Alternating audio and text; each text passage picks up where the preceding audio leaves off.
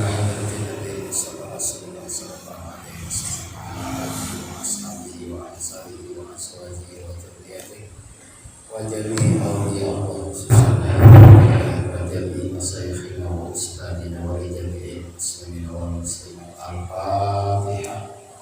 A'udzu billahi minasyaitonir rajim. Bismillahirrahmanirrahim. Alhamdulillahirabbil alamin. Arrahmanirrahim. Maliki yaumiddin. Iyyaka na'budu wa iyyaka nasta'in. Ihdinas siratal mustaqim. Siratal ladzina an'amta 'alaihim ghairil maghdubi 'alaihim. Bismillah, alhamdulillah, wassalatu wassalamu ala Rasulillah wa la haula wa la quwwata illa billah.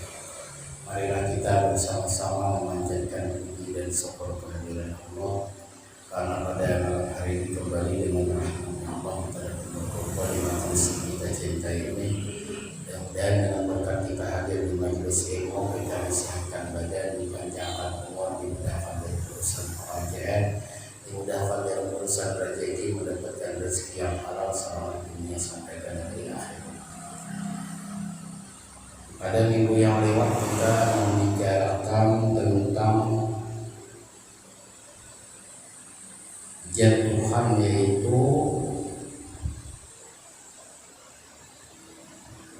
mukhalifun lil khair wahdaniyah. Jadi minggu yang lalu kita membicarakan wahdaniyah. Itu tadi Allah mirisban dan aksen minggu dahulunya masih dijawab. Jadi pada 2 minggu yang lewat itu tadi itu mirisban, pas berangkat mirisban. Kita telah membicarakan tentang wahdaniyah. Jadi wahdaniyah Tuhan itu terbagi kepada beberapa bagian, yaitu wahdaniyah pijat. Wahdaniyah pijat itu artinya zat Tuhan itu adalah zat yang maha tunggal. Biasanya kalau kita belajar di pondok pesantren itu ada namanya 5 kam, 5 macam kam.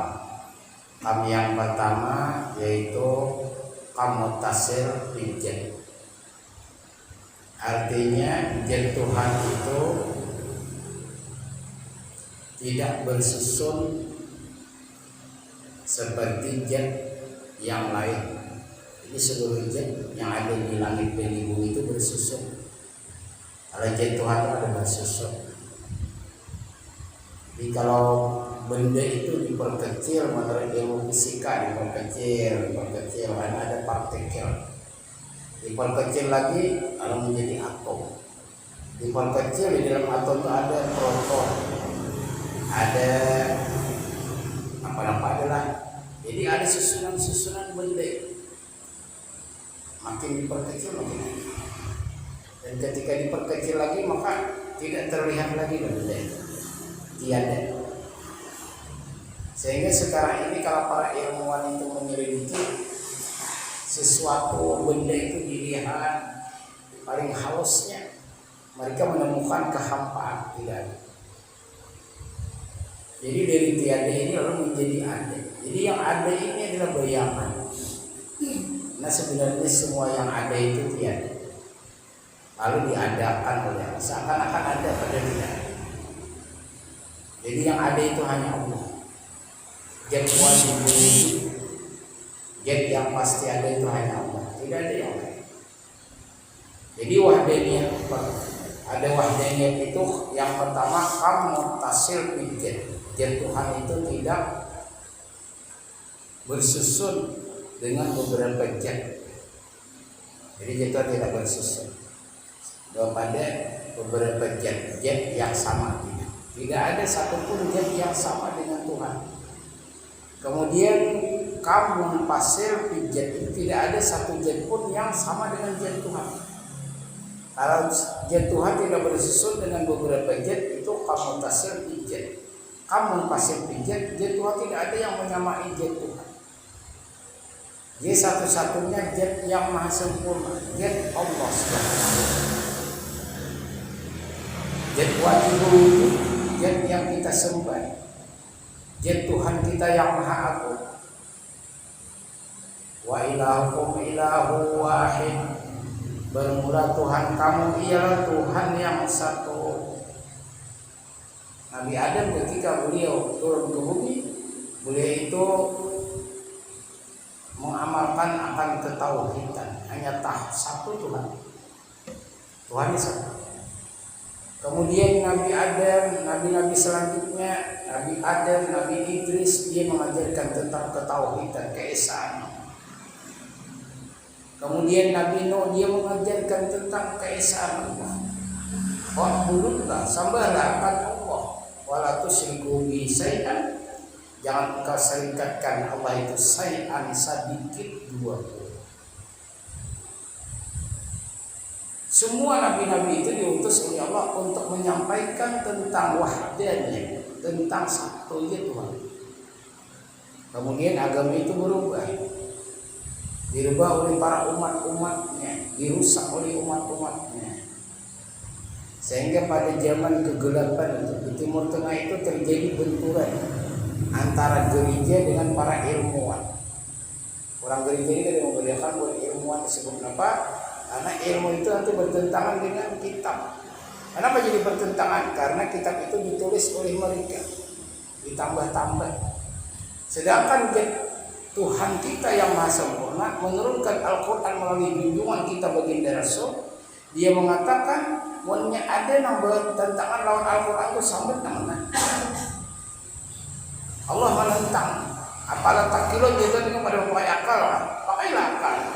Pikirkan Quran, pakai akal, selidiki. Ribuan orang sudah menyelidiki Al-Quran. Tidak ada satupun yang bertentangan dengan akal. Tidak ada yang bertentangan dengan akal. Tidak seperti kitab-kitab yang lain yang bertentangan dengan akal. Jadi inilah kemuliaan Al-Quran. Kita kembali kepada masalah kita. Jadi wahdaniyat bijat, yaitu kamuntasim bijat. Tidak, jat Tuhan itu tidak bersusun. Tidak seperti jad kita, ada som-som, kemudian tulang, di dalam tulang itu som. Pertama kulit, di buah kulit ini urat, di buah urat aliran darah di dalam urat. Kemudian lalu otot, setelah otot baru tulang, setelah tulang baru som-som. Nah ini susunan tubuh kita. Tidak seperti Tuhan. Jad Allah itu tidak bersusun. Dan tidak ada satu jad pun yang menyerupai dengan jad Allah. Ini disebut kamun pasir jad. Tidak ada jad yang menyerupai jad. Kemudian wahdaniyat sifat. Yang pertama kamun tasir sifat. Tidak ada sifat Tuhan itu bersamaan. Dua kodrat tidak ada, dua iradat tidak ada. Sifat Tuhan itu tidak terdamping. Kemudian tidak ada kamu pasir sifat, tidak ada satu sifat pun yang bisa menandingi sifat Allah. Dan yang kelima namanya kamu pasir til af'al.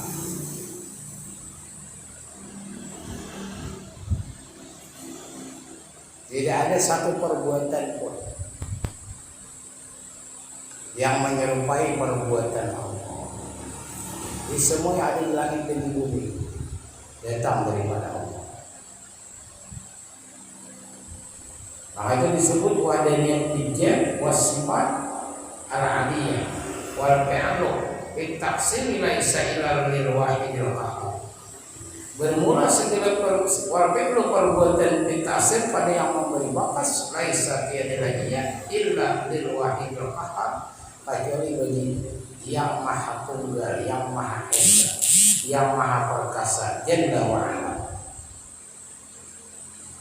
Maka yaqul bitab'i aw bil illati, siapa yang mengatakan sesuatu yang terjadi itu karena tabiatnya atau karena sebabnya memang seperti itu, nah itu siapa yang menyatakan hukum kausalitas ini memberi bekas, maka orang itu seakan-akan dia telah mengingkari akan qudrat iradat Allah. Semuanya ditahu pada Allah. Dan bagaimana sempurnanya Allah itu menciptakan sesuatu maka diberikan Tuhan orang sabot musabot. Padahal Allah yang mencipta. Tuhan yang menciptakan orang itu berbahaya, lalu dia lupa. Sehingga tak berusuk. Dia lupa jalan itu ada lubang, sehingga dia terlupa lubang.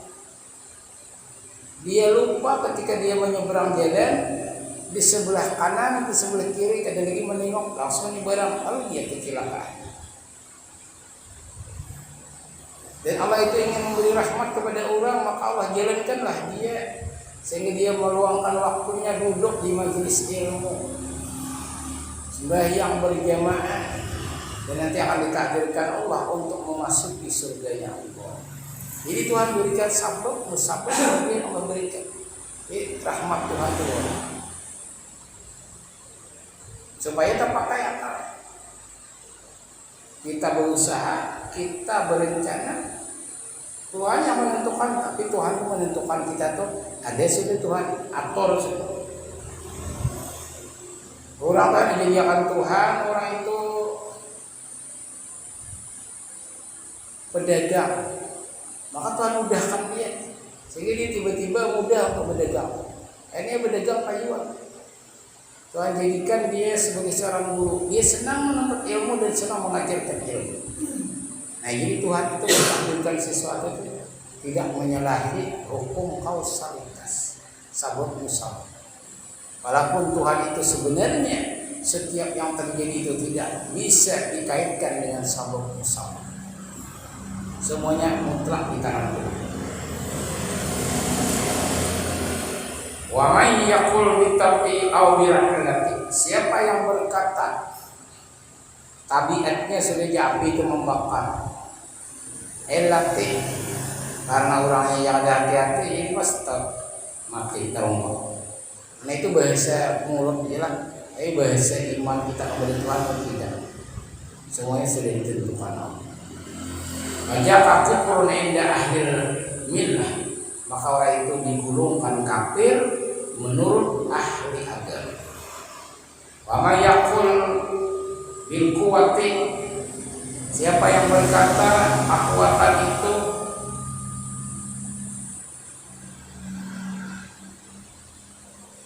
dengan kekuatannya muda'ati fajaka bid'iyah, itu aja memang kekuatannya semacam itu. Pajak maka orang itu bid'ah. Pala tertabit, maka janganlah engkau menoleh, hati-hati. Nah itu bagian daripada wahdaniyah. Wahdaniyah bagian daripada wahdaniyah. Kita akan melanjutkan kitab fikih kita. Kitab fikih gaya dua takrif yang berkenaan dengan nisab jahab, nisab emas, nisab perak, isruna miskal, 20 miskal, wafihi rumpul asal, dan padanya itu seperempat puluh. Jadi emas perak itu 1/40. Nah, 1/40. Wa huwa nisfun misqali, yaitu separuh miskal. Jadi 20 miskal separuh, berarti 1/40 lah. Jadi 20 itu bagi 2, 40. 1/40. Perak emas 1/40. Kalau dari sini termasuk duit itu digolongkan kepada duit perak. Kalau dari sisi simpanan walaupun bukan perak, duit kita kertas, itu digolongkan nilainya 1/40. Jadi kalau kita akhir tahun, kita lihat di tabungan kita, sisa duit ada akhir tahun kita 20 juta, maka 1/40 itu berarti setengah juta. 40 juta. Siapa tadi 20 juta? 1/40 berapa? 1.250.000, 10.250.000, 20 juta 500.000, 40 juta 1 juta, 1/40. Jadi kalau ada duit simpanan setiap tahun kita tengoklah simpanan kita, periksa simpanan ila akhir tahun, atau kita hendak biar akhir Ramadan lihat tabungan ada berapa, tabungan kita tersisa ada duit simpanan, kita dibersihkan dengan niatan pertama kita mengembalikan hak orang, yang kedua mudah-mudahan harta kita yang kita bersihkan itu mendapatkan berkah, membawa kepada keselamatan kita dunia sampai ke negeri akhirat. Kita selamat.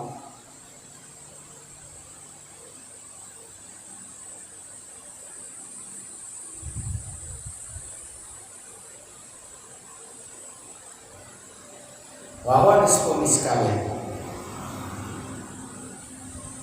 wafi hasil dari isabi, dan padanya itu bertambah dalam hitungan masing-masing lagi.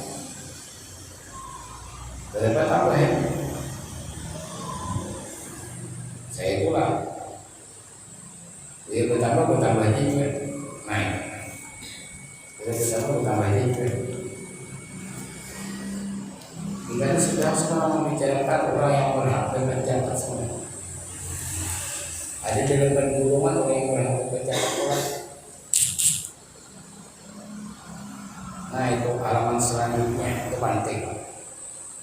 Paslon waktu depan zakat ila asnafis samanya, dan diserahkan zakat, wajib zakat itu ila asnafis samanya, kepada golongan yang 8. Jadi 8 golongan ini wajib berhak menerima zakat. Kewajiban kita berzakat itu nanti diserahkan kepada 8 golongan. Menurut mazhab kita Syafi'i, kita boleh bertaklid mengikut Imam Ahmad bin Musa bin Ujail al-Yamani yang membolehkan membayar zakat kepada sisa orang yang berhak menerima. Siapa yang berhak menerima itu ada 8 golongan. Alladzi dzakarahu ta'ala fi kitabih. Alladzi itu orang-orang yang telah menyebutkan akan mereka oleh Allah Ta'ala di kitab Al-Hadis, pada kitab Al-Quran yang mulia. Di qauli Ta'ala, pada firman Allah Ta'ala, innamas sadaqatu lil fuqara. Innama hanya saja as-sadaqatu, sadaqat itu artinya zakat. Bahasa kita hanya saja kewajiban yang zakat itu berupa satu bagi orang fakir, mereka berhak mendapatkan zakat. Orang fakir itu apa? Orang yang kebutuhannya sehari-hari tidak tercapai, ada sampai 50% pilihan daripada kebutuhannya sehari. Seharusnya sehari itu seharusnya 100.000, tapi yang dapat sehari 50 aja bisa makan. Karena ada belum, ada pemberian ulang, maunya pakai. Kebutuhan hidupnya melebihi 50% lagi. Seharusnya sehari 100, ini dapat sehari 50. Atau seharinya tambah 200, ini dapat seharinya sudah sampai 75 deh. Kalau kebutuhannya sehari 200, ini dapat ada 100. Itu paket. Cuman untuk mengetahui lebih mudahnya, kawat kita biar kebutuhan hidup manusia itu apa? Yang pertama, pokok kehidupan manusia itu yang pertama ialah tempat tinggal. Kalau orang itu belum berisi rumah, mengontrak rumah, apakah dia berkata apa dia orang takut baik atau dia berdiam, maka kita bisa saja memberikan zakat berisi rumah. Orang yang mampu itu di dalam bahasa umum, lagian buka betul lah siapakah orang yang kaya. Kriteria orang yang kaya itu pertama berisi rumah seorang, di dalam rumah itu ada kulkas, di dalam kulkas itu berisi makanan dan minuman. Orang itu sugih. Jadi isi rumah seorang, di dalam rumah itu ada kulkas, buka kulkas itu berisi makanan dan minuman dan sugih. Menurut Mbah Google lah. Nah, jadi orang itu menerima Jakarta lebih isi rumah seorang. Kemudian di dalam rumahnya ada kulkas, dalam kulkas itu berisi makanan dan minuman. Ampuni seorang, lain ampun orang lain. Jadi kalau orang lagi berisi tempat tinggal, orang itu digolongkan masih fakir. Motor harap dulu aja, motor itu bisa injek kan? Motor harapnya, motor bisa injek kan? Kadang dulu aja nukar seorangnya, ada percaya kita. Mungkin orang kalau orang terpintar, pertama orang pasti memikirkan rumah lo. Dengan kalau motor rumah ada dia, itu ada pintar katanya. Bisa kamunya ngomong di sini bisa betul lah.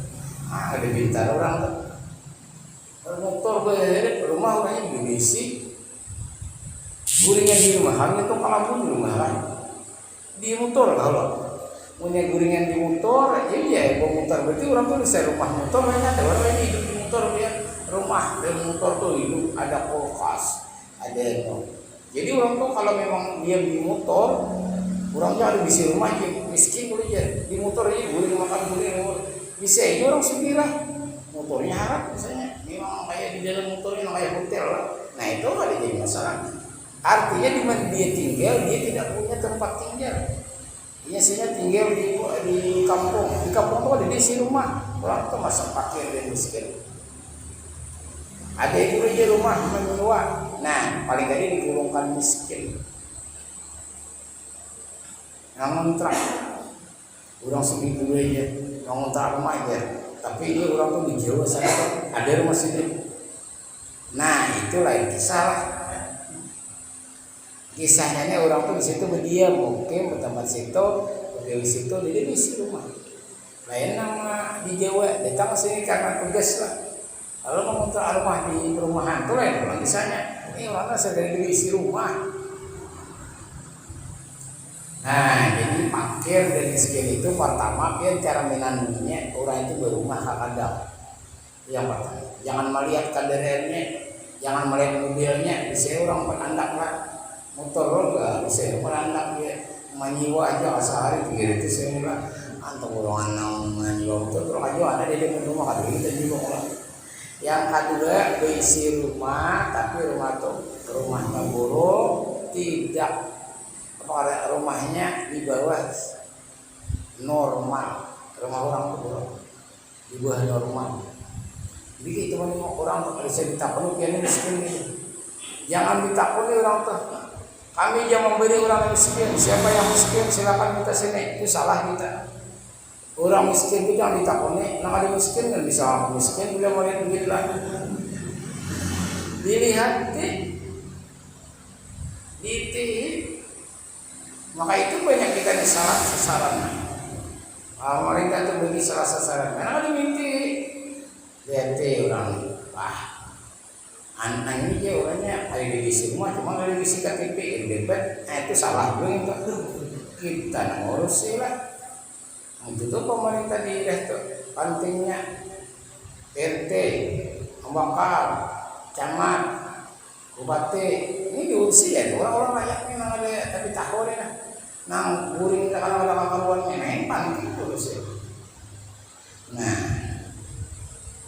jadi fuqara wal masakin. Pertama orang fakir, ada orang miskin. Fakir dan miskin itu biar bedanya atau di jauh lah. Nah, dengan diri itu pertama kali isi rumah, Ada isi rumah siwaan. Kalau orang tuh masih menjual rumah, belilah. Aduh saya takut nih kita bahagia, daripada bahagia. Tahu pada jangan wajibnya itu. Ayo kita pulang dulu di Jakarta. Ya. Lalu saya pada itu sih. Kami ini taburongan dulu di Jakarta dan alhamdulillah kami berikan kepada orang-orang yang berhak. Masak pian ini nak kita masak miskin, nak yang beri itu kan bisa disambut lah. Nyawa orang miskin itu singgung orang. Nah masak pian ini, kita masak orang fakir aja, jadi kami beri itu di sini disambut lah. Itu hadiah kita itu bukan berupa alat ya. Beri orang tuh kalau menyakiti, beri orang tuh kalau menyakiti, lebih baik kita bisa beri. Nah beri lah. Nah ya, awal minta sedekah dulu pegelangan singgelan nih, serba mulir ini ya. Aduh saya beri salah kali, wajang menyakitinya. Kepada aja lah, kawat yang tuh lebih baik ugawi. Ada di kuliah, datang apa? Ya, sebuah kalau datang, bersiang aja. Nah, untuk makan dong, bayar sekali makan sepiring nasi lah. Kan, daripada dia minta, nanti bagus. Ini kakek, nah, lah duit 500 nih. Dimet 500 hitungan 2.000, banyak anu karena 500 lebih. Beri 2.000 soalnya mepet seminggu ada apa di depannya. Jadi kalau kita beri jangan menyakiti, kita bisa beri. Jadi kita pinang duit lah, orang nama minta nih, pantas kakak ada beri. Ada orang pernah gawian, tiap hari minta gawian orangnya, ayo beri 1.000. Nah ada jurang lalu, nah jurang apa orangnya, anak dan tambahan ada sedikit nah orang banyak beri ini kan dek sama ini orangnya nah gawiannya tiap hari diberi 1.000. Ada juga yang bisa masjid 1.000 juga. Padahal kita tahu ya masjid ini lain, kita udah tahu lah hati-hati juga ada penipuan di masjid ya. Kita udah tahu masjid itu nah masjid mana jurang masjid yang aja di pelihara kan cukup pada sana minta sampai ke amun aja nih kan perlu hati-hati dia. Nah ini saya langgar mana tuh takutnya langgar kandangannya dia orangnya di kandangan tuh jadi dia minta lah. Nah baru kita hati-hati ibu orang kita nah itu tak hati-hati ya. Kalau sudah ada hati-hati kita lihat kita itip dan jujur kita yakin banyak beri dan kalau ragu-ragu sedikit beri apa bisa aja nih lalu aja. Nah jadi yang ketiga wal amilin amil itu wal amilin alaiha orang yang mengurusi zakat badan amin yang ditunjuk oleh pemerintah. Mereka itu berhak mengambil zakat itu 1/8. Lumayan ya badan zakat. Bajis. Kalau mereka itu mengumpulkan zakat sampai 1 miliar, 1/8-nya berarti 200 juta lebih. Jakarta 800 juta, 100 juta. Saim 6 600 juta, 200 juta. Tambah ini lagi 200 juta itu Jakarta 80 juta pulang 80 juta 10 20 sekitar 225 juta. Buahnya itu mengambil lumayan hak buat amil. Maka itu kalau itu amil ini apa namanya berhati-hati jangan melewati batas. Nah itu digunakan sebaik-baiknya untuk para karyawan para buruh. Nah itu harus ada orang-orang yang ahli agama di sana. Kembali kepada masalah kita dulu. Kemudian yang keempat wal mu'allafati qulubuhum orang yang diginakan hati mereka itu orang yang hanya masuk Islam alam Mereka itu perlu kita perhatikan.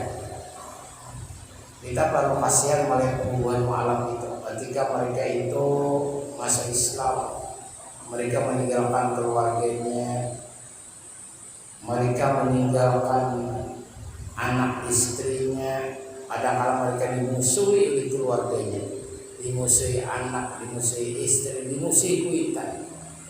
Hanya karena mereka itu mengambil satu keyakinan yang mereka anggap benar, yaitu ingin menyembah Allah semata-mata.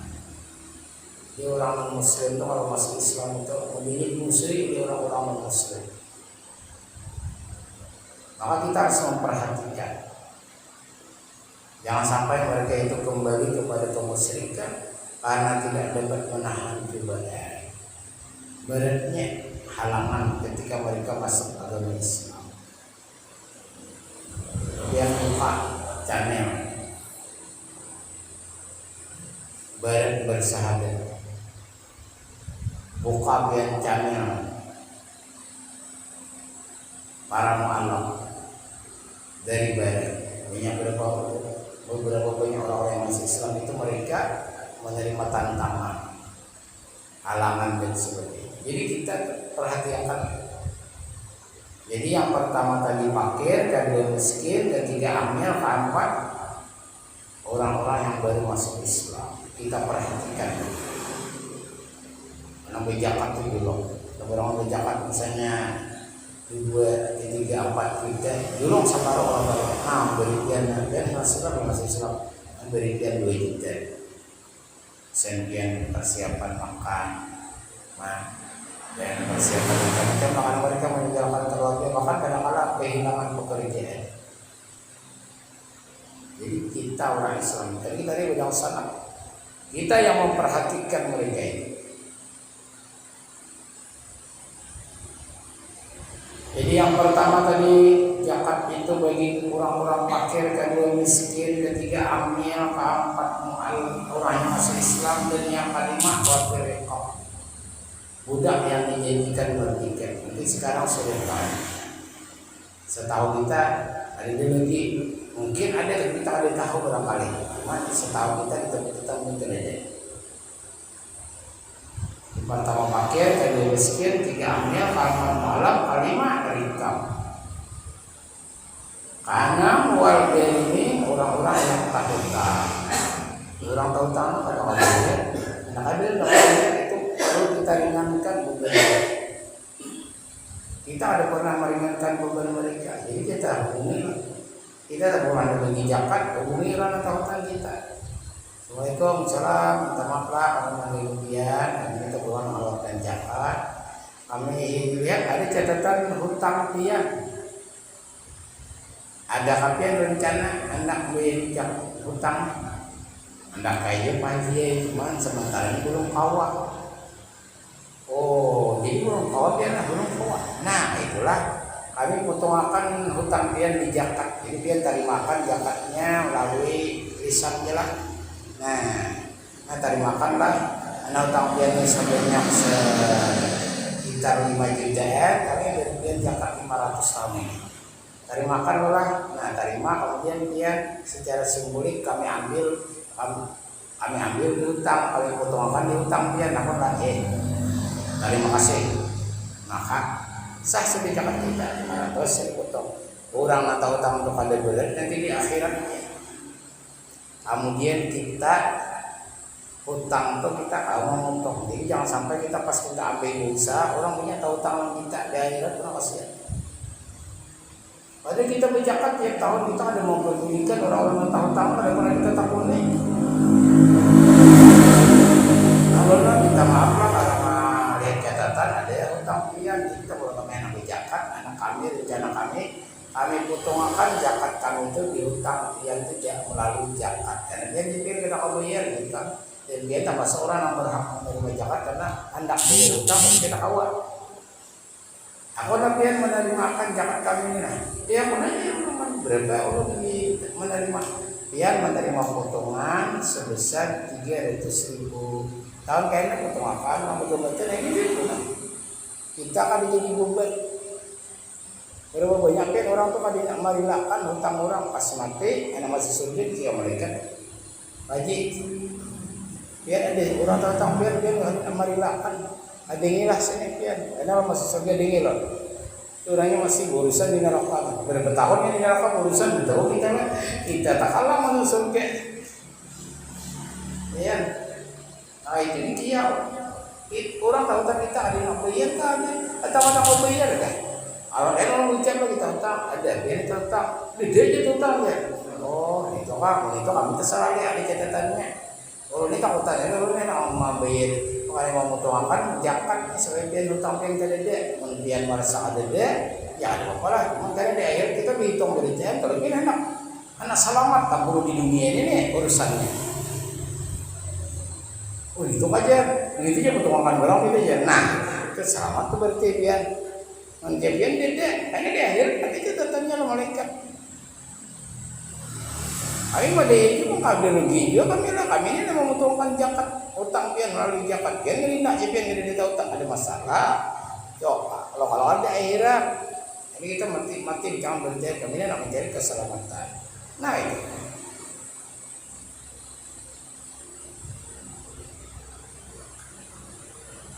Bisa. Bisa.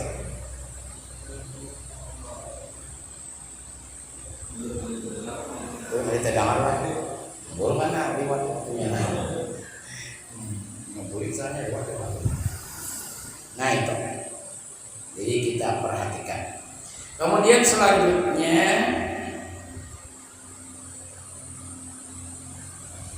wa fi sabilillah. Fisabilillah orang-orang yang memperjuangkan agama Allah. Kalau di zaman Rasul itu tentara-tentara Islam. Fisabilillah orang-orang yang memperjuangkan agama Allah. Sebagian para ulama maka menggolongkan orang-orang Islam orang-orang yang berjuang pada agama. Para ulama, imam-imam di Langgar, kaum masjid, imam-imam di masjid, ketua kampung. Dulu pernah ada ulama yang mengatakan orang-orang dulu itu kan bisa diberi zakat. Nah itu biasanya faktornya itu melihat keadaan dan situasinya. Ulama itu berkata tuan guru itu kan bisa diberi. Para penceramah itu ada perlu diberi zakat. Karena sidin penceramah sekali diberi ulang sidin. Apalagi buat di Jakarta 20 juta. Jadi sini sekali bicara mah 20 juta. Pas bulan Rajab itu sih lihat bertahun miliar sekali lihat. Lurah itu memang pantas kalau diberi Jakarta. Tapi kalau tuan guru sini baca manakib mahal, berarti sini diberi 20.000 semuanya wajib dua kantongan. Itu kalau sini manukar beres ke dikepok. Jadi lihat dari situasi kondisinya. Kita kadang-kala menurut kitanya biasanya kadang orang tuh memutuskan hukum tuh dia memikirkan membandingkan dirinya. Jadi ketika tuan guru itu ketika tuan guru itu baik bicara makna orang-orang yang sudah tingkat nasional lah, para DI itu penceramah itu sekali ceramah puluhan juta itu mungkin ada para diberi zakat dan masalah. Tapi kalau orang-orang yang di kampung ini sini bagaimana kita diberi sini 20-30 ribu, 100 ribu lah, boleh sih nomor beres, tapi sudah nomor itu bisa begini. Nah, jadi lihat situasinya ya. Karena sudah aja, insyaallah akan kita sambung pada minggu depan.